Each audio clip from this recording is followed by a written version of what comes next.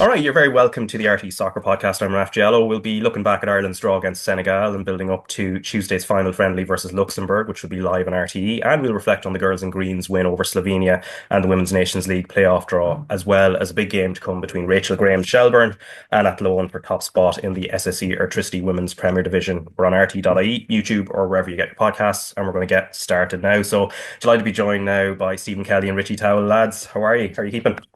Thanks for having me.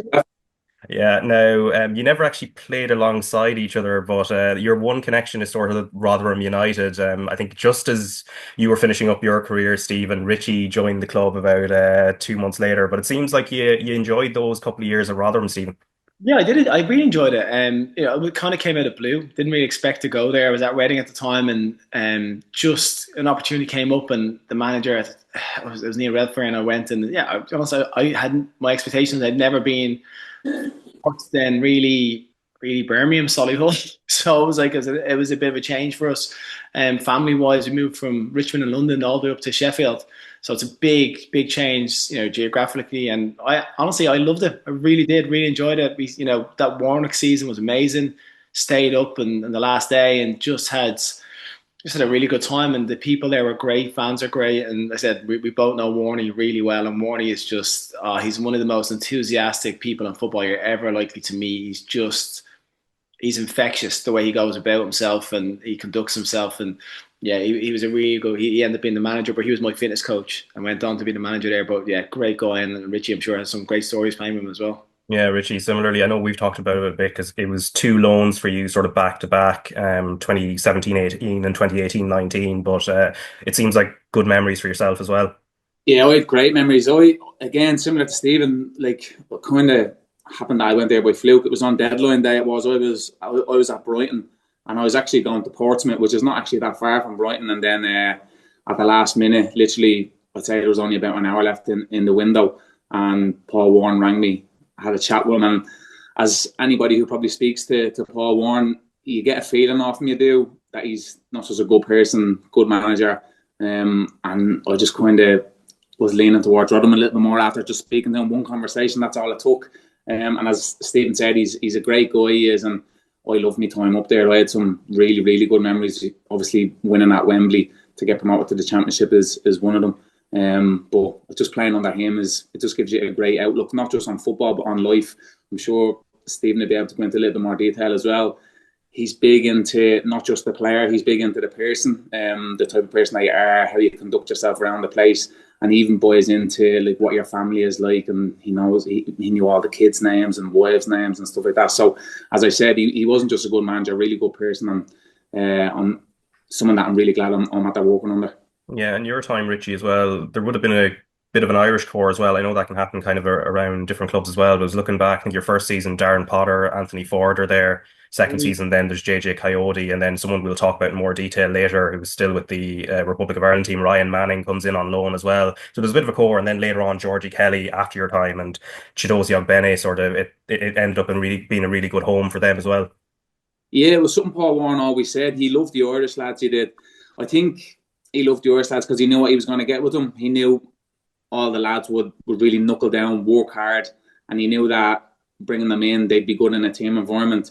The lads that you just mentioned there, the likes of Ryan Manning, Potsy, Anthony Ford, all really good players, but really good people as well. And it's the type of people that Paul Warren will only sign. He won't go after someone who thinks that they're bigger than the club or anything like that. He wants people that's going to fit into a group and be able to walk the way he wants to walk. So, as I said, he was absolutely amazing to play for. He's one of my favourite managers I've ever played for. But obviously having the Irish contingency there, it always helps. It does, especially with nights out and stuff like that. No, it never hurts. And of course, we're talking about at the beginning today is about the Republic of Ireland. Obviously, started off this international window with a one-all draw against Senegal on Friday night at the Aviva Stadium, which of course was live on RTE. And of course, Stephen, you were working on the game as well, even getting, walking around the pitch with Tony at the beginning, getting a kind of close up of both teams. But these type of friendlies where we play non-European teams, they've become few and far between, obviously with the Nations League. But even like looking back at your career, these are the type of games where you've had a lot of sort of milestones in your like international career that have come against opposition like this. Your first game for Ireland, the first time you captained the country as well. It's this sort of fixture. Yeah, when you get, I think it's always nice to have fixtures against teams that are relatively big, you know what I mean, and doing well on the initial, international front. When you looked at under Stephen Kenny's reign, listen, we it didn't go as well as we like, but we were getting friendlies against Andorra and people like that, and we were trying to get that win under our belt, and it was understandable. You wanted to get that off the back, whereas drawing in something like Senegal, they were 19th, in the world at the moment, produce a very kind of frantic style of football and difficult to play against physically. Got players with great skill sets, and to get games like this, as a player, you test yourself. You want to test yourself against all different types of opposition, and that's what Senegal were going to do. They're going to play slightly different to what we're used to. Wasn't going to be, you know, keeping the ball for long periods of time in front of you. They were direct. They were quick, and listen, I left a few of their stars on the bench because I know they've got the big game against England coming up. But they caused us some problems, and it was a good test for us. And for me, yeah, playing against teams like this, listen, you're lucky in your career to play international football at all. But when you get drawn, when you get friendlies against like Brazil and Uruguay and Germany, Spain, listen, we were playing games against teams that were the top four in the world. You're going into them just loving the fact that again they pitch yourself against some of the best players ever to do it. So it's an amazing thing. And the lads on Friday, I think, acquitted themselves really well. I was really, really happy with the performance. I was happy the way we conduct ourselves, the way we played forward quickly, the switches of play from Dara Shea out to the right wing were wonderful at times. Just cut them apart, and it was really enjoyable. Yeah, I think Keith Tracy's kind of talked about. I think his debut was against Argentina in that game. I think here at the Viva in 2010. Unfortunately, I think Messi was coming off the pitches. Oh, He was coming on, so it's a little bit unlucky. But even for yourself, Stephen, when you're walking on against Uruguay in 2011, first time you're wearing the captain's armband, it's a bit of an occasion as well, isn't it? listen, anytime you play for Ireland on occasion, it's weird. And Richie was probably testament to this. When you growing up in Dublin, growing up in Ireland, you're an Ireland fan over anything else. Like that, like you might support a team in England, but your love is Ireland, and it's weird. It's because that's the closest thing to you. And we all grew up watching the '94 World Cup and the 2002. And I was in the park in Phoenix Park when they arrived back. I was like 18 at the time. I remember going. I was at Spurs and going in with my girlfriend, now wife Helga, into to welcome the lads back in, and I knew a few of them, but I just was like so buzzing with what happened. So you're always an Irish fan first. So to get to play for your country has always been a dream. I remember Rich, you came to. Remember the time you came and played against us at the out in Portmarnock? I remember Yeah, that. yeah. We had I think it was Steve Stone might have been the manager at the time, and he brought. It was early. I think Noel King could have been in interim. Yeah, and we brought in a load of lads to play a friendly, but basically in-house match against us. And Richie was one of the lads that came in, did really well that day, and it was great for your lads that were playing League of Ireland at the time. It was a nice occasion to come in and get the opportunity and show what the level was at, because at the time the League of Ireland was flying Yeah. and all going off. So it was good. But listen, and then the captain of your country, it's the pinnacle. You can't that's what the dreams are about. That's what you want, and very very fortunate to get to do that. Yeah. Yeah, and obviously on the Senegal game, as Stephen pointed out, there are some caveats. Obviously, it's a friendly, etc. But and obviously Senegal not at full strength. They have an England friendly to come as well, and it wasn't a win; it was a draw. But there seems to be a huge positive feeling coming out of it, Richie, from Friday. Do you know what, Raf? I loved everything about the game. I loved the way Ireland set up. I loved the way they pressed them, as Stephen alluded to there. The switches of play, you could see Senegal were trying to condense one side of the pitch, and Dara O'Shea's switch of play was just getting Ireland out of jail all the time.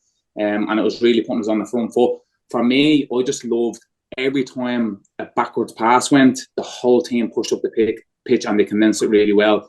It was a little bit like, I know sometimes when you get these friendlies, when seasons are finished, they can become a little bit, you have the ball for large spells, we'll have the ball for large spells. Nobody really wants to put their foot in. No, the intensity is not really there. But you could see with Ireland from the get-go, as soon as the game kicked off, they were on the front foot, they were pressing really high. And the fans really responded well to that. They did. Now, look, I know we didn't get the win, but the performance really mattered more than getting the win in a friendly. I know the manager spoke about he would much prefer to have good performances than wins for now.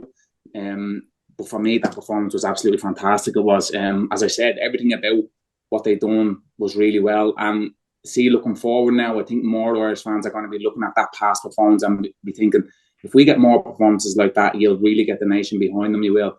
And as everybody knows, if you have a nation like us behind you, it's going to really kick the team off. Yeah, even the way the game ended, which wasn't it wasn't particularly friendly at the end, Stephen. I mean, that sort of exemplifies that players seem to to care a bit. You know, usually these sorts of fixtures, like they pass by and they're kind of genteel and everything else, but it wasn't like that in the last kind of stoppage time period. Well, I think what happened was I think Senegal hoped it was going to be like that. We have the ball, you have the ball. I think they felt maybe it was going to be a little bit of easy Ozy one going into the England match. And then when we came out so far, and like Richie said, we were out of traps quickly. Kind of took them back a little bit, and then it was like, okay, we have to raise the game. So they start throwing on the big boys in the second half to try and up it. And yeah, there was fire in it. There was aggression in the tackles. I think the amount of times we pressed them from behind, like I said, Richie went, but the triggers, when the front player went, it was everybody was up and the two fullbacks were so high. Every time the ball went at the wingers, they nick it in front. They were tight on them and didn't really give them a chance. So it was great. And you know what it is? It's after watching a performance like that and watching us gradually grow into winning a few games, then putting a performance in against a decent nation, the hope starts to creep back in. I know the hope is what can kill you, but the hope starts to creep back in and the possibilities of this team actually being able to qualify for something. Because you go, you know what? Before I didn't feel like we had enough about us to go and get a win against a big team or get the result we need from a big side. Whereas you look at that game, and listen, I know they're not world beaters, they're not top 4, top 5, but you still feel that a performance like that against a very good nation can set you in good stead to think that we can go and get a result against one of the bigger nations, and that would put us in an unbelievable position to beat the teams you should beat and then have a chance of qualifying. Yeah, because obviously they're a team that probably, if they do get to the World Cup next year, had a decent chance of getting to the knockout stage. They did that in 2022 as well. But let's just listen to Hamer Halgrimson. He was speaking to Tony O'Donoghue after the game on Friday. He was obviously speaking today as well, but this is just his thoughts on the fixture immediately after the result. Happy with the performance. A lot of positive things we can take from this. Maybe the negative thing is we conceding goals from crosses too often, and it's not tactical. It was enough bodies in the box, but we need to be a little bit more brave. If you look at the positives, though, you gave Kasey McAteer his first start, and he scored a very good goal. Yeah, he had a really good performance today. So you always put out some questions when you play games like this, and you get answers. That's the aim, to get answers. Some are good, some are bad, but it's always good to have answers. Him coming in showed a lot of confidence. Was forward momentum. Took players on and got the goal as a reward. So really happy for him. Yeah. Ryan Manning as well. I mean, the position he was taking up tonight was a bit different, and he added a lot for you. Yeah, attackingly, Ryan is a clever player, cheeky player. We rotated on the left side, so Robbie played more like a winger in possession, and Ryan was kind of in a 10 role there. And yeah, we've done that in past 2-3 games and trying to improve that as an option for us. Right, so that is Hamer Halgrimson speaking to Tony O'Donoghue on Friday night, and we'll talk about Ryan Manning very shortly in terms of just how, I suppose, clever he is in terms of the roles he picks up. But Richie, I suppose first, Kasey McAteer, player of the match, scored the goal as well. Really, really impressive, and probably at a point in his career now, just got relegated with Leicester. There's a good chance he might get quite a lot of football. He has a contract until 2028, and that's probably, Leicester going down is probably not the worst thing for him or for us. Yeah, I think, let's be realistic. Leicester going down is probably the best thing for him, because if they didn't go down, they would probably go and spend probably another 100 million plus. So for a player like him to get more game time would become really difficult. But I thought he was incredible. And he was the best player on the Páirc Uí Chaoimh. He was everything he done. Literally, from the first time he got the ball, he was really direct. He wanted to go at the Senegal back four. And you could see they were kind of taken back by it a little bit. His goal was brilliant. First of all, the header was great. It was. The keeper done amazing to even save that, first and foremost. And then you could see how sharp he was on the rebound. And as I said at the start, normally when you get games like this, Raf, it becomes everybody's a bit lethargic. They've had a long season. It's a bit tiring, but he looks so sharp. He did. Everything he done was of a real high quality. And going forward, he looks like he can be someone that can be really exciting, and he can kind of change that game, because we in times gone past when we're keeping it tight and stuff like that, we never really had that player to give us that little bit of an X factor. And on his performance the other day, it looks like he really has that, and he could have that going forward for us. Yeah, and competition probably in the autumn when Chidozie Ogbene comes back from injury, hopefully, and sort of right as rain, and then Festi Abasele as well sort of plays that side. So there is a bit of competition on the right flank. And Stephen, Ryan Manning, somebody I wanted to kind of go into a little bit more detail on, because obviously as a full back, and I know that's kind of your specialist position, that's what he'd sort of been pigeonholed in as a left back for much of his career, and where he's been playing with Southampton in recent times. However, the way Hamer seems to see him is as in a completely different role, and he seems to like him as a player. Like, what did you make of his performance and just the positions he was picking up as a sort of deployed in this kind of much more advanced left side role? It was really clever how he moved inside really quickly. It's great when you're at the Viva and you're in the commentary position, that bird's eye view of you have, and you can just Yeah. see he went inside every time. He was just vacating that space for Robbie to go in. Obviously, they worked on it, but he wasn't. Sometimes when players go inside, they take up the space of the centre forward, and that can be really frustrating, because then your pass is aimed towards two, and it makes it easier as a defender to try and mark. But he wasn't. He was either coming in, looking where Adamida was, and then just giving an angle off him, or dropping slightly deeper, or sometimes running behind and to create that space for Edith to come into. So it was an intelligent play from him.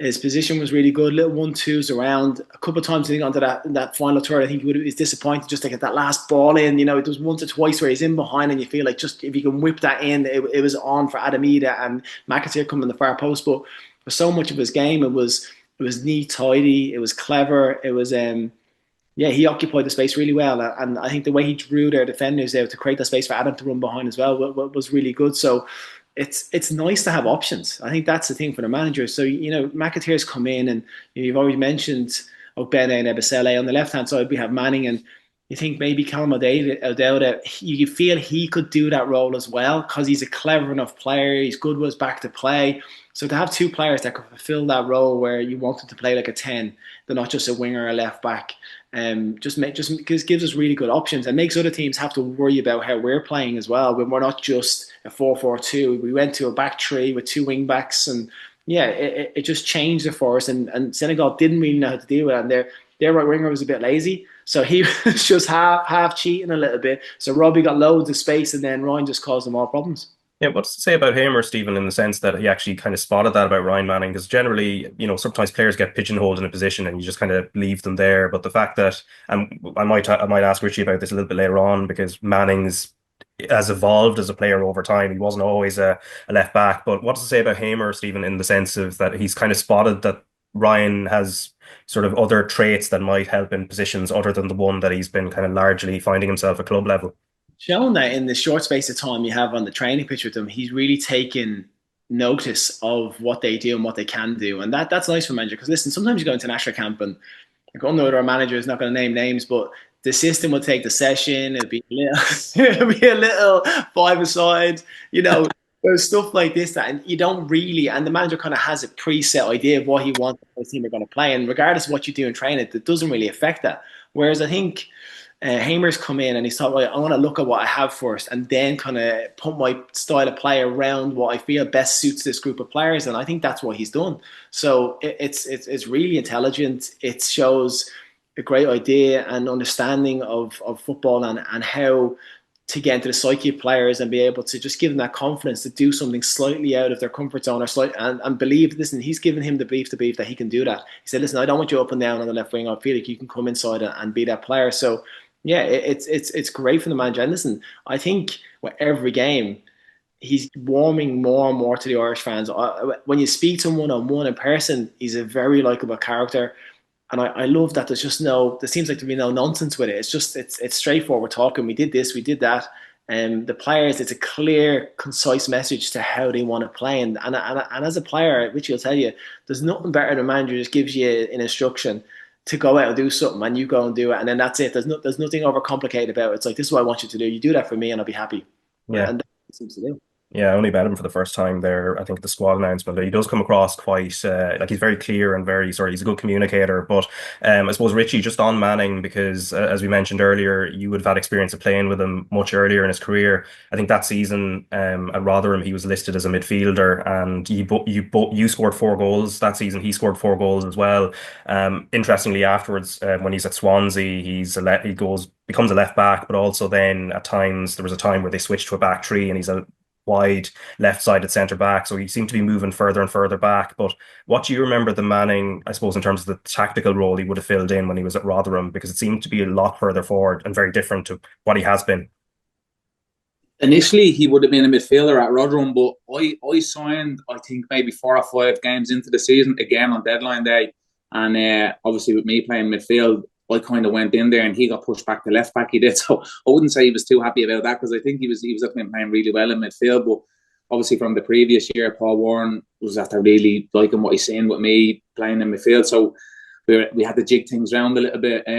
But I think with Ryan, he's a really clever footballer, and as Jaime has said, that he's cheeky as well. He knows the dark arts in football. He does, and like that, he knows how to play midfield. He knows how to play left back. He can play that inverted winger. I think what really impressed me most was his runs into the channel, and it's, as Stephen said there, it's most definitely something that they've been working on the training pitch, because I think twice Roy Manning made the run. Once Jack Taylor made the run as well. They didn't get the ball, but you could see the Ireland manager was applauding it. That's what they wanted. Just keep doing that. And it did. It pushed Senegal back a little bit, it did, and created more space for the likes of Adam Eade in them pockets. But going back to Ryan Manning, he was brilliant, not just as a football player, as a person in the dressing room. Like, sometimes when you come in and you're being told you're playing midfield and you have your heart set on that and you get pushed out, you can have a little bit of face on you. You can let the chips go down a little bit, but he was fine. He really rallied around and done it for the best of interest of the group. And you can see he's doing that with Ireland as well. No matter where he plays or when he plays, he gives it everything he does, and that's all the Ireland manager will really want, and that's all his teammates and the Irish public want. It's just someone to go in there, try their best, and give it everything. And that's something that you get with Ryan Manning every time he puts on the green jersey, and it's brilliant to see, because sometimes, in years gone by, sometimes the name on the back of the shirt will play before actually what's needed on the pitch. And as Stephen said previously, you can see the triggers that the Ireland manager is trying to create, when to press, what runs to make into the channel. And it doesn't matter what the name on the back of the jersey is. Once they're doing what he wants to do, then I think with a manager like Caoimhin, he's going to pick them. Yeah, and the midfield area on Friday night, it was a small bone night, and then Jack Taylor playing just in advance of them. From what you've seen so far, obviously Josh Cullen was one of the players being rested as well. Have you found or seen an ideal pairing for yourself, Richie, in terms of in that particular role? Because it is probably our weakest area. Yeah, that's a really difficult one, to be honest.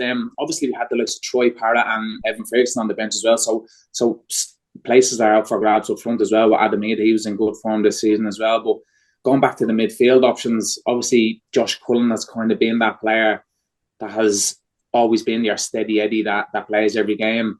I love Finn Azaz. I think he's an incredible player whenever he plays in that 10 position. He's similar to Kasey McAteer a little bit. He kind of has that little bit of X factor where he can take the ball, beat a player, create things, score goals. And in an Ireland jersey, we've been missing that over the last few years. So I think to get him on the pitch with Josh Cullen and then maybe Jason Knight on the form that he's been in this season. But as I said, that team wouldn't necessarily have been the team that he would have picked to start a World Cup qualifier, a European qualifier game. But you see the lads on the pitch done everything that the manager wanted them to do, and it worked really well. So as I said, it doesn't really matter the name on the back of the jersey if everybody's working for the manager and for their teammates and doing exactly what the game plan is set out to be. So it's going to be really, really interesting going forward, because we're at there seeing the other day that if the lads do what they're told, the performances are there and it works really well. So it'd be interesting to see now going forward what sort of team he's going to pick. Yeah, and so bringing physicality in is something as well that Hamer seems to be looking to do, Stephen, in that particular area of the pitch. Obviously, Killian Phillips and John Patrick being called in, and Killian Phillips making his debut. We'll have a listen to his a bit of his post-match interview later on. But also Bosun Lawal over the weekend has also been added to the squad, and Hamer was saying in his press conference that John O'Shea and Paddy McCarthy were really talking him up. And I know, like the last time we spoke as well, you brought him up sort of unprompted as well, that he's a player that you'd love to see. So obviously bringing more legs and size is something that might add a different flavour to that area of the pitch.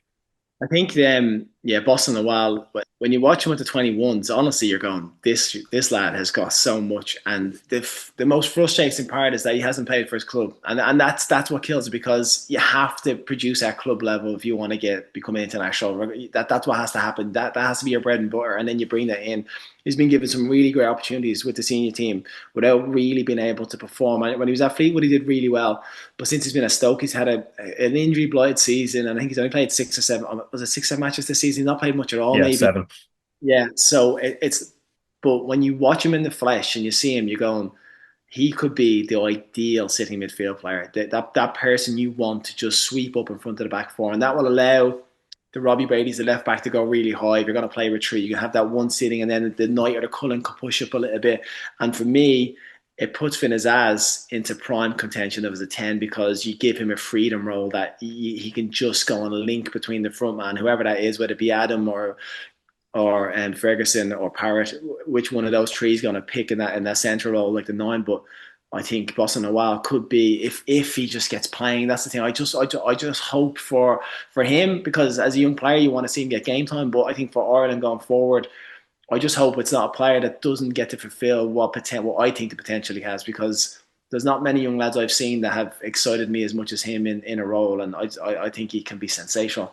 But we have a lot of younger players. Like Moran was on the bench. I said McAteer did brilliantly, and Azaz can come in. And like when you think about the other players like Ogbene and Aviceli, like the manager is going to have a decision to make with some of those players and the roles they play. And I think everybody's acquitted themselves really well. So, and what I think what it does is it shows there's a bit of a cohesion in the group, which I think Irish teams have always been at their best when there's been a real tight-knit group, and not just cliques of 3 or 4. It's like a unit. Like at my time when we were there, we were one big team, and we all got on so well. We still do to this day, and that helps you so much when you're on away camps and you're there for a couple of weeks. You can't be hating each other. You have to get on well, and being stuck in a hotel for weeks on end. So, and it looks like these have that, which really helps, and that's bred from the manager. The manager exceeds that into them, so it's another good thing that he's added to it. Yeah, and obviously Killian Phillips exemplifies sort of that thing of being passionate about wanting to play for your country. And his interview with Tony, which you can check out on the YouTube channel or across our social channels, or also on the RTÉ website, he spoke so well. And this is just a snippet of it when he was chatting to Tony. Yeah, that's the beauty of football. There's no right way to do it. Just every day I gave me all, and I sacrificed so much growing up. Never really partied growing up or anything like that. I probably lived a boring life to a lot of people, but for days like this, that's what all the sacrifices are for, and this is all I ever wanted to do. Like I said, is wear this green jersey. So yeah, it's the proudest moment of my life. Yeah, so he was on late on, and like boring life growing up or not doesn't matter. Like he's done what most kids, I think every kid in this country wants to do. Stephen, what did you make of his performance when he came on? Because obviously it's a cameo, but it's a start anyway, and he's done well at St Mirren over the last season as well. It's funny because again, another player I got to watch with the 21s, and when he came on, I was on commentary duty. So when he comes on, I was like, "Listen, whatever happens, this lad bleeds green." He's one of those guys that that meant everything to him coming on that pitch. It was just like it was everything, and your whole career coming together like in one moment for him. And coming on, I was like, I just hope that he contains himself, because he's so enthusiastic and he's so energetic, and he will fly around the pitch. And I was like, just keep that bubbling under the surface, keep that fire in the belly and a calm head, because and I thought he did really well. I thought there's a great challenge edge of the box that the ref gave a free kick against, and I didn't think it was a foul. I thought it was an unbelievable challenge from him, and I think he was put into a weird position. He was kind of put out to the left wing kind of role for Manning, so he's kind of dropped inside, so it was difficult for him. But again, another young player that will give his all with the Irish jersey on his back, and someone that, like, listen, you can't help but like people like that around the squad and around the team, because they know exactly what it means to put on that green jersey. Yeah, and the Luxembourg game, if he's to get another opportunity, that is tomorrow, and it's live on RT2 and RT Player from 7:30. And Josh Honan, I know, Richie, you'd love to see him come on. He didn't get the opportunity on Friday night, but I imagine, like, I don't know if you've been in touch with him or anything, but I imagine you'd be hopeful that he comes on and gets at least more than a little bit of a cameo tomorrow. Yeah, it'd be brilliant for him, wouldn't it? And no disrespect to Luxembourg either. Listen, they're a decent side, but you'd like to think that Josh would be well able to hold himself against Luxembourg. And I think you see the confidence that the team have now, the manager has, even the optimism of all the Irish people have after the previous game. You'd love to see a little bit of momentum and Josh to get a chance to play in that, because as Stephen, I tell you, sometimes it can be difficult going into a team who's really struggling at a time, and you're getting thrown into the Lions then and you're probably not ready. But for Josh to come in and play against Luxembourg on the back of a performance like that could be a little bit of confidence, and it could really help him. It could. So listen, I haven't spoken to him. I haven't, because when he's away in camp, you like to leave him and let him be in his own thoughts. But I think everybody be really rooting for him, not just from Shamrock Rovers, but from the League of Ireland, because it'll put the league on the map a little bit more, which would be great.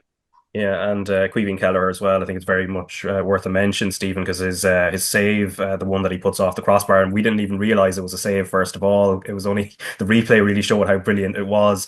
Obviously, he's kind of got that number one jersey kind of nailed on at the moment, and help now that he's going to be playing. Playing for as a starter now at a Premier League club with Brentford. And what did you make of that move actually? And now with, I suppose, the context of he'll be playing with Nathan Collins if Collins does stay, because again he's been linked as well with some big clubs, but also the rumor with Thomas Frank potentially going to Tottenham Hotspur. It does change the context a tiny little bit, albeit we'd still expect him to be starting. It's weird because when at the end of the season when Caoimhin, it looked like he wanted to go, I was like, I think Tottenham would be the perfect place for him. So that's kind of, I'm like a Tottenham fan. I work at Tottenham all the time. I'm like, listen, Vicario is a wonderful goalkeeper, but I just thought, you know what, Caoimhin could come in here and take the number one spot on that team. Maybe that'd be something they're interested in for the bargain price they got him for, which I think it is a bargain. I'm surprised. And now that Frank has gone there, we're like, he could have just waited and taken him to Spurs. But listen now, Brentford, really well run club. It'd be disappointing for him if you go there signing for a manager and they leave before you even get to play for him, because a lot of what Brentford have done really well is with Thomas Frank. And I know they're like Brighton-esque. They'll have everything in place. They'll have a manager lined up. It just keeps running on. The signing would have been done by the club. They would have had a list of candidates. They would have had and given the manager the candidates, and then he would have picked Caoimhin. But there would have been, he would have ticked all the boxes for what the club wanted going forward, for statistics, for age profile, everything. So it's great for him to go in there. But I'm gutted if the manager leaves, because you saw, like Richie said, he signed for Rotherham after one 10-minute phone conversation. I did the same with Birmingham after a phone conversation with Steve Bruce. The manager is what makes your mind up a lot of time. And when you go there, you feel slightly gutted for him that he's not going to be under that Thomas Frank. I hope Brentford prevail and they go on to be successful as they have been. But yeah, that's always a disappointing thing. And listen, I would have loved to see them in a Spurs jersey as well. So that's disappointing for me. Yeah, and I suppose you were talking about the Ange sacking on Friday night on the TV. Thomas Frank, obviously, that's not confirmed as of yet, but it seems to be he's sort of like he's in line as the favourite right now. It'd be remiss of me not to ask you about the Spurs angle here. If Frank was to go in, I suppose you can never know what the future holds. What would you make of that as an appointment? Because he's done very well at a certain level, but it's hard to know one way or the other how someone adjusts to, I suppose, different expectations. You know what? It's weird because Spurs is just a different kettle of fish when it comes to how manager's going to. You have no idea what's going to happen. I think from his record, from what he's in the Premier League and with the players he had at his disposal, I feel like he could go with the Spurs and do really well. It's just what's backing he's going to get, what's it going to be like dealing with the board, because it's never easy, and the expectations now that comes on the back of actually winning some of Spurs that's taken so long to get there. Are the fans going to be happy and content with just getting back into a decent league position, or are they going to want to actually try and win something again? And I would have thought the fans want to be a team that's, listen, everything is set up in that club to go on and be a juggernaut. Like, honestly, the training ground, have you seen the training ground, Richie? Yeah, it's incredible. Everything, the whole setup, it's honestly, the place is ridiculous. It is one of the best run clubs in world football. And then on the pitch, even though they won the Europa League, they've been stinking the place out for so long. It's been so bad. So, and listen, I'm a Spurs fan. I'm an ex-Spurs player. I love the place, but I'm like, how did they get this right? And the joy that was when they won that league, when they won the trophy, the Europa League, they're going, it needs to change. And Thomas Frank, I think he's got a big job in his hand, but I feel he could handle it. I think he's enough about him and enough experience in the Premier League not to be naive in the way he sets his team up. And if you keep the core group of those players, you've got a great chance. Like, they've got some sensational footballers that just have not been at the level they need to be at. Yeah, he seems very personable anyway, based on some of the video snippets of things like team talks and things as well that we've seen. But before we go, one of the things I did want to talk about actually was something we have been sort of chatting about a little bit over the last couple of weeks, which is the Ireland under-17s. We're going to be playing in a World Cup in November, and Graham Garrett and Alan Cawley were capped at that level as well. I've had talked a little bit about it over the last couple of weeks, but I suppose Richie, you've played in a tournament for the under-17s in 2008 in the Euros, and what's your memories of that? Because even looking at some of the players you would have played alongside, Robbie Brady, who's still still playing at the highest level, versus now the international senior men's player of the year as well, so still going strong. Conor Howerhan as well, Greg Cunningham. What do you remember that tournament? It was incredible. It was in Turkey. It was, I think it was in May or June, so the heat was absolutely stifling. It was. We got the group of death as usual. We got France, Spain, and Switzerland, maybe. Yeah, Switzerland. Yeah, Switzerland. Yeah. I think Granit Xhaka's brother and that was playing in it. Alexander Lacazette was playing for France. Gael Kakuta, a lad, he went to Chelsea for millions. He did, even when he was 15, 16 at the time. Spain obviously had the likes of Thiago Alcantara. So they had really, really good time, but just amazing times, Raf. Honestly, like Stephen, I tell you, playing for, I never got the honour of playing for the senior men's national team, but for me to go and play for the under-17s, under-19s, under-21s, and it was my favourite time of the year every single time, because you go away and you're playing with your mates. That's what it was. Like, I knew all the lads that you mentioned there, the likes of Robbie Brady.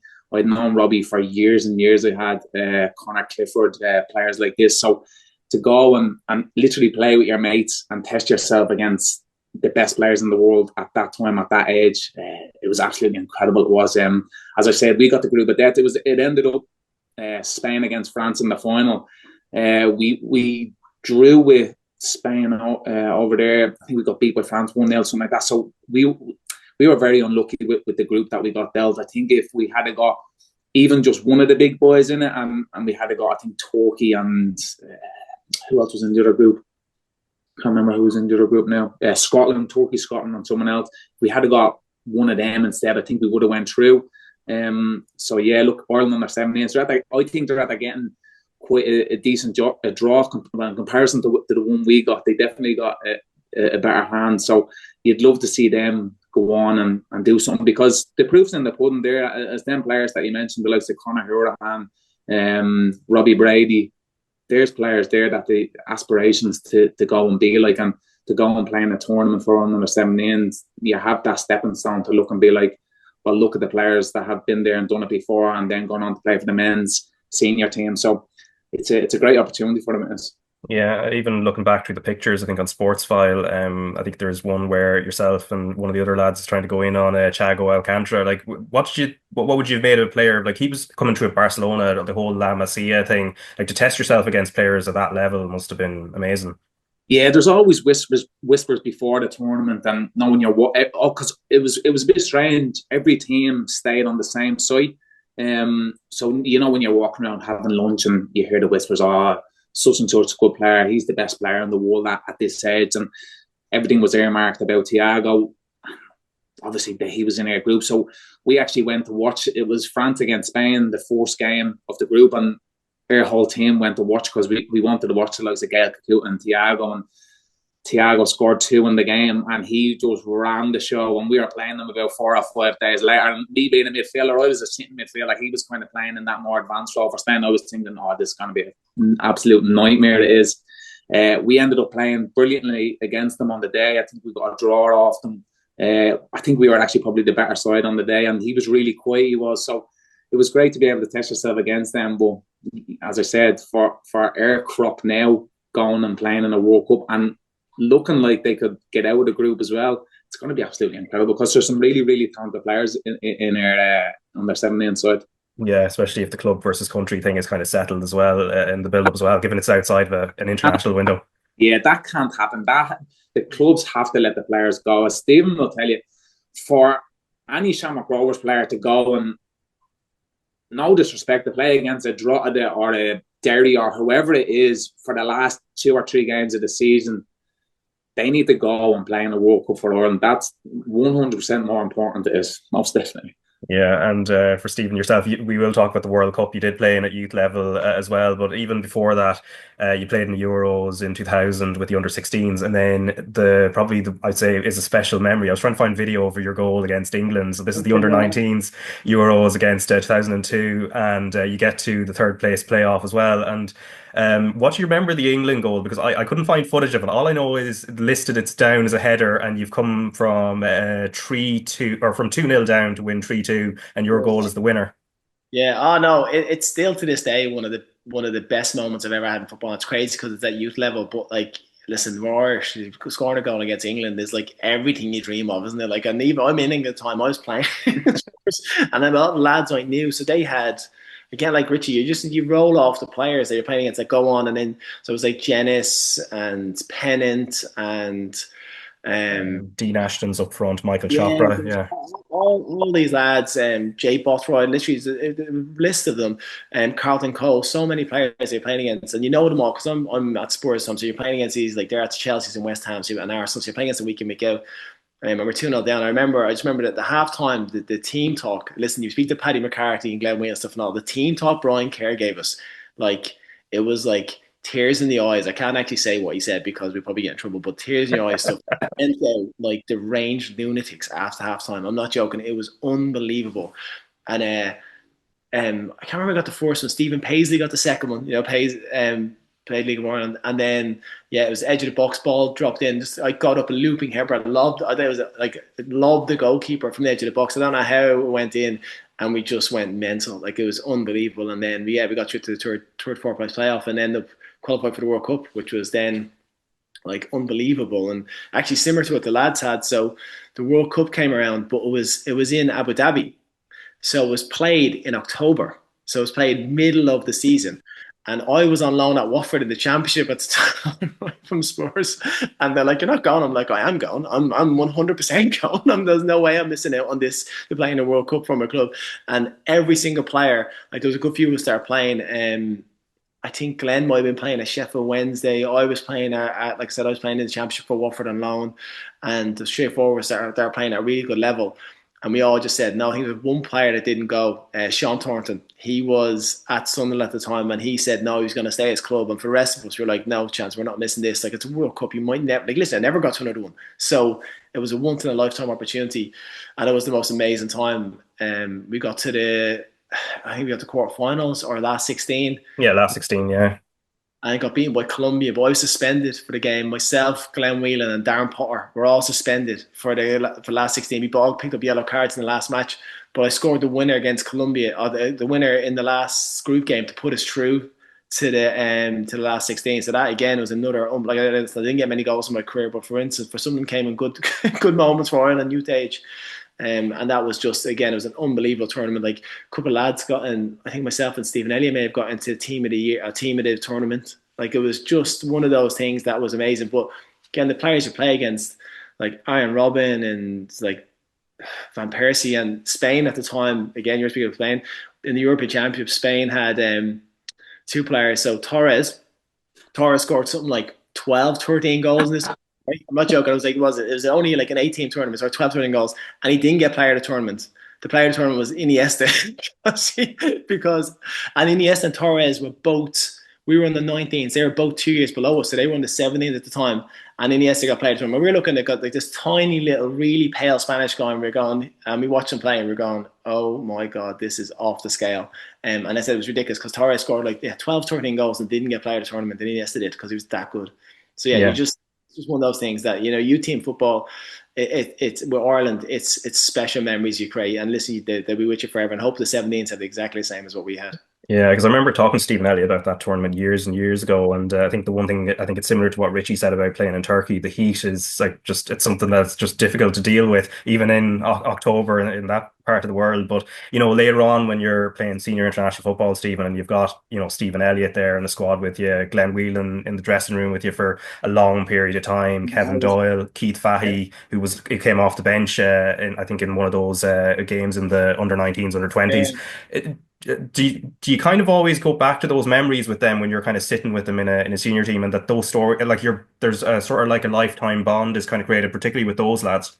Oh yeah, you kind of just it's like what you just look at each other and you start laughing because you think of some of the stuff you just did when you were in the U team, and like you go away for 2 3 weeks, and they were when you were in the academy at England, and you're coming get a chance to come back to basically hang out with the Irish lads for a couple of weeks. They were the best times. It was so much fun. It was so like it was hilarious. It was just hilarious, and like I said the lads from playing with Dublin under 10s, under 11s, under 12s, all the way through to senior team in Ireland. So yeah, you have a special bond with them and you know each other inside out, and it's just funny. As I said, I saw Paddy. I was chatting to Paddy on Friday evening before the Senegal game. He's obviously assisting with the Irish team, and listen, me and Paddy were centre back partners for 16s, 17s, 19 until I turned to a right back when we got a bit older, and it's just all these memories you have on the different managers, but it's yeah, they're great times. They really are great times, and you need to cherish them because, like I said, and if you can grow together and move on together, and then have that where you actually then end up in the senior team, it does create a little bit of cohesion and a connection that helps the senior team because you understand each other.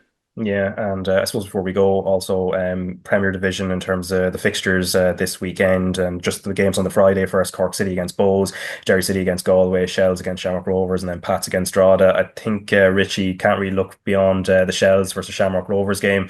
Probably a bigger game for Shells in a certain way, given where they are this season. Yeah, it's most definitely a bigger game for Shells. When you actually, it's probably a bit crazy to say that, but if Shells don't win the game, they've no chance to win the league. I think if Rovers win, they go what 12, 13 points ahead of them. And Shells are not clawing that back. They're not in the second part of the season. So listen, it's at Hall Park. It's going to be on telly. Shells are in desperate need of a win there. So yeah, look, it's going to, especially after a break, everybody kind of has a bit of consistency. Shamrock always had a lot of consistency leading up to the break, and now it's just like, right, well, what's going to happen now? Is all the lads that are having a recharge of the batteries, or did they go off on a mad one?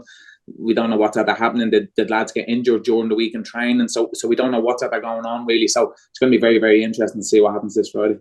Yeah, I don't think anyone's going on a mad one if they're in Damien Duff's squad, given his complete hatred of the idea of a mid-season break. But anyway, the also there was the draw for the FAI Cup men's second round as well. Now we're going to be showing games from the third round onwards. Now this is for the second round, so these games aren't televised, but just the likes of Shamrock Rovers against Wexford, you've Derry City away at Treaty United. But I think the one that probably jumps out is Dundalk against Sligo Rovers, and very intriguing given where Sligo are at in the Premier Division and where Dundalk are at in the First Division.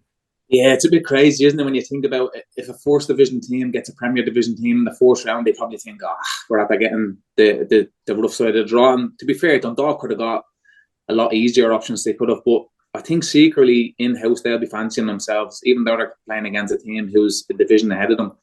Dundalk are starting their season really well, and you see the momentum they have, where on the flip side of that, Sligo have anything but momentum. They're conceding goals left, right and centre, where on the flip side, Dundalk are at the moment keeping a lot of clean sheets.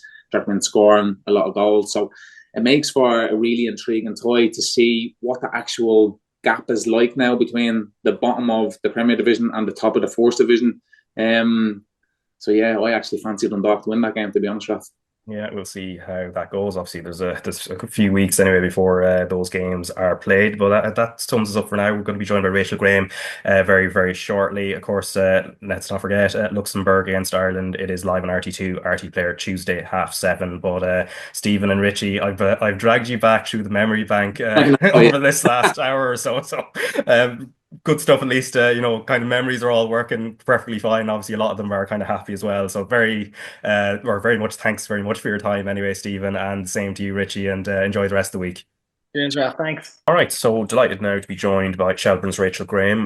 We'll talk about Ireland soon, but first, hello and welcome. And I suppose as first as well, just carrying on the conversation we just had with Richie and Stephen about the cup draw for the men's. For yourselves, you've been handed quite an opening round to start with. I mean, Shelbourne versus Galway United, so first round, like that's it's not one for the faint-hearted. No, I don't know. I don't think the gods are ever with us for these draws. We always seem to get a tough draw. And it was actually the same draw last year we got against Galway in the first round for us, but we were away last year, so thankfully we're at home this year if you want to take some positive from it. But yeah, no, obviously a really tough draw for us. Played them a couple of weeks ago in the league, a really tough game. So it's obviously going to be no different this time around. But I think Galway probably, if they're looking at the table, they're starting to see themselves slip down a bit.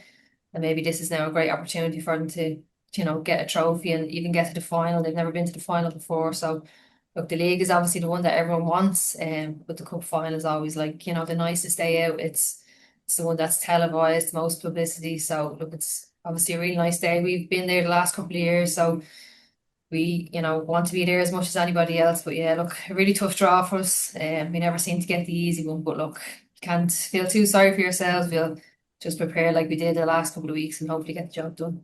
Yeah, and looking at some of the other fixtures of the only kind of all top division fixtures, obviously apart from Shelbourne versus Galway United, Wexford are taking on Bowes, and Cork City against Peamount United as well, and sorry, Sligo Rovers, DLR Waves there, and also Shamrock Rovers at Waterford. So there are a few big games there, and obviously a few non-league teams as well, getting the opportunity. But obviously last time we spoke was in between the two international fixtures, so the Turkey game, which of course was a late win, but then probably a much more positive.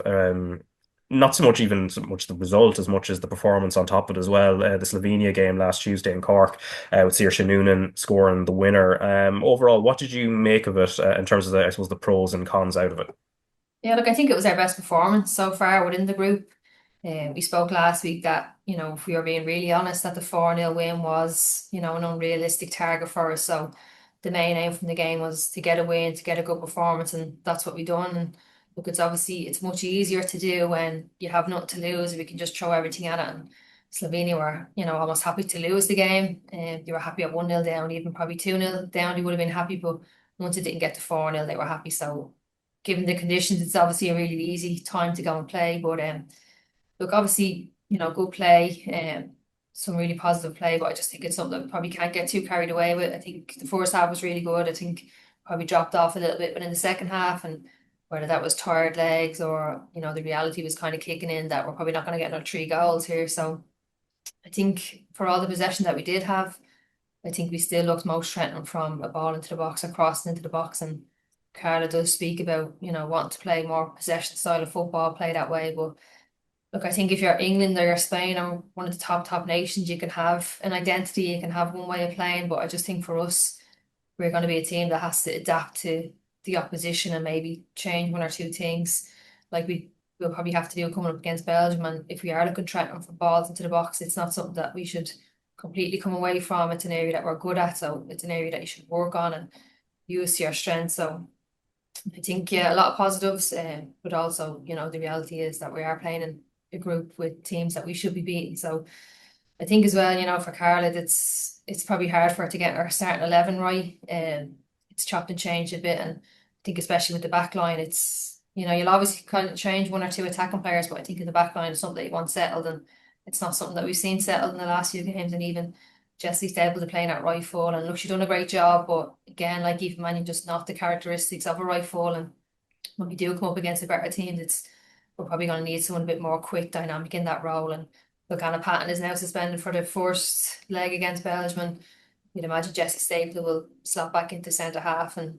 we spoke last week about maybe getting Jamie Finn back in as soon as possible. I know she's back playing for the Birmingham 19s, back fully training. So look, she should definitely be back by October. It'd be great to see if she was named in these friendlies now against USA, to even just get her back around the camp, get her back training, get her minutes in the games even better, because I think she's going to be our best option playing there going forward. So look, overall, I think a really good finish to the group. That was great to see Louise get the send off that she fully deserved. And yeah, it's going to be, look, a lot of positives, but also areas to work on. And we'll go into that playoff now against Belgium. It's going to prove really tough.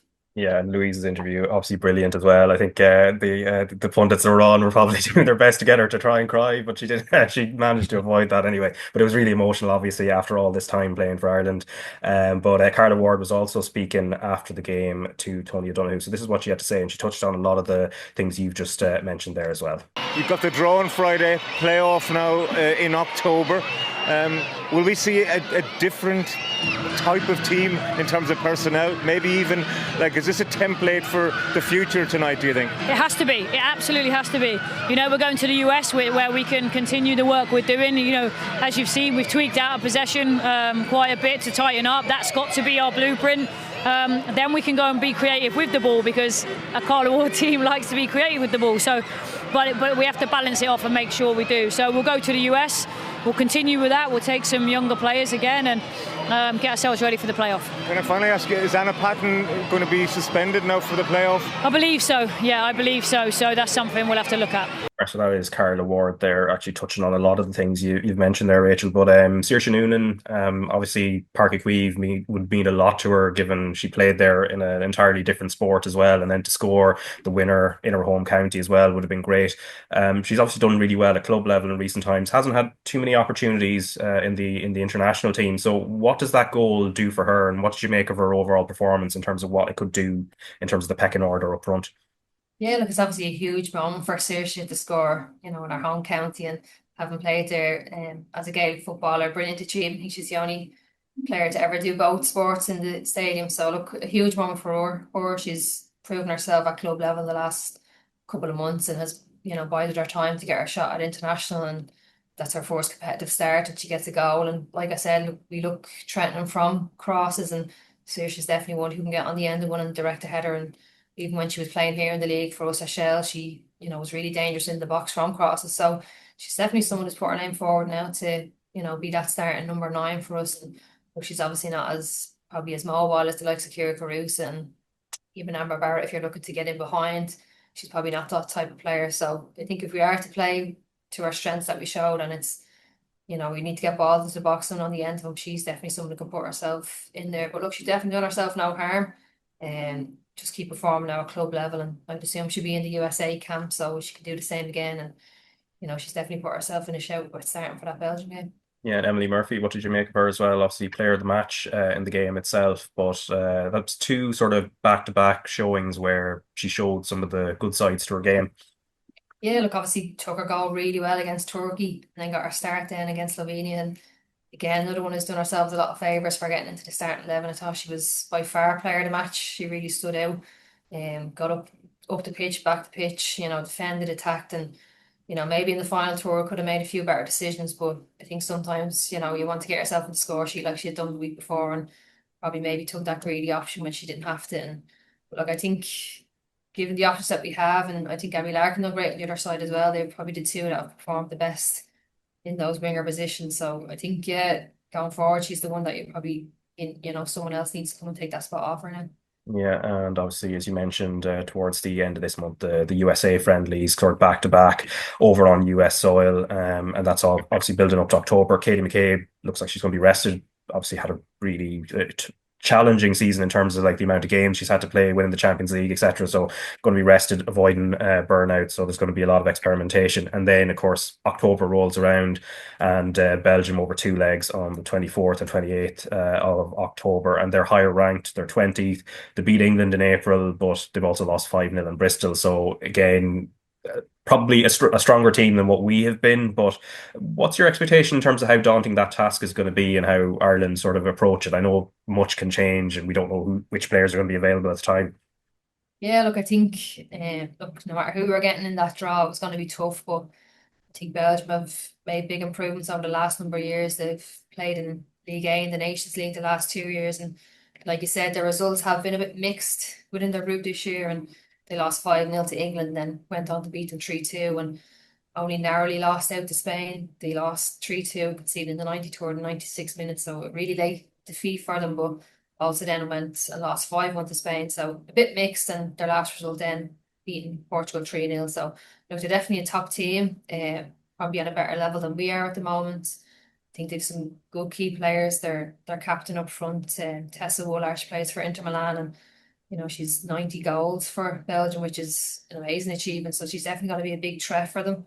They didn't play in the last World Cup, but they played in the last 2 Euros. They're in this year's Euros, so we get to see plenty of them in their group. They play Spain, Italy, and Portugal. So really, good, at least 3 good competitive games for them, and they're probably going to be in better shape going into the game in October against us, having played those competitive games. So look, it's going to be obviously really tough, and we spoke last week that look, the end goal is to get to the World Cup, and we're obviously going to do that through a playoff position. And if we do get to League A, it'll be a bit easier. But if we do lose the playoff and stay in Group B, it's a chance to work on that possession side of our game, and we will get the playoff. It'll obviously just be a bit harder. So yeah, look, it's obviously going to be really tough. Ideally, we would have been away in the first leg and at home in the second leg, but it's reversed around. So look, obviously going to prove really tough, but either way, we can take positives from it. Yeah, and of course, you mentioned the Euros as well. That's coming up next month. We're going to have live coverage of every game on RTÉ, obviously, as well. But we'll build up to it the closer we get. Although I kind of realize how quickly the year goes. We're already into the second week of June now, so it won't be too long now. So in a couple of weeks, we'll build up to the tournament in more detail. But even at this point, when we've just come back off a slate of internationals, who for you were the favourites for the Euros? I think it's probably the same as it always As is. usual, yeah. Yeah, it's always England, it's always Spain, France, Germany are the kind of top team. So I'd imagine, look, if I was to put money on it, I'd bet on Spain, and with England being close second, and probably France then not too far behind. So look, really good competitive games to look forward to. I can't wait for them to start. Obviously, it's really disappointed that Ireland aren't there. We would have had a good group going over, I'm sure. So look, I'm sure for the players watching in, it's going to be really hard to be sitting watching the games at home, but it's just even that more motivation to get us down to the World Cup. Yeah, and then of course you were in action the Avenir Sport All Ireland Cup in terms of Shelbourne and finished the group really well, 5-0 win over Sligo. Very good day for Noel Murray though. Yeah, and look, we just had to kind of avoid defeat to go through, but we knew it the game coming up this week and having been a week off that we knew we wanted a good performance and a good win. And to be honest, we actually started the game quite poorly and quite slow, and I think Sligo would have been really disappointed.